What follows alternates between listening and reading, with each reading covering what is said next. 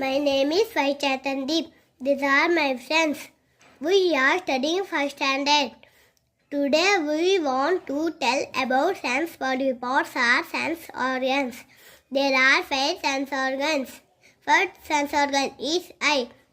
Eyes help us to see things of different colors and shapes. Thank you. Goodbye. Thank you, teacher. నమస్కారం అండి. నా పేరు వైకౌశిక్. నేను 5వ తరగతి చదువుతున్నాను. మా పాఠశాల పేరు Shri Sai Vidya Mandir lead smart school. నేను భాషా భాగంలో విశేషణం అవ్యయం అనే 2 పదాల గురించి వివరిస్తాను. విశేషణం నామవాచక గుణాలను తెలిపే పదాలను విశేషణం అని అంటారు.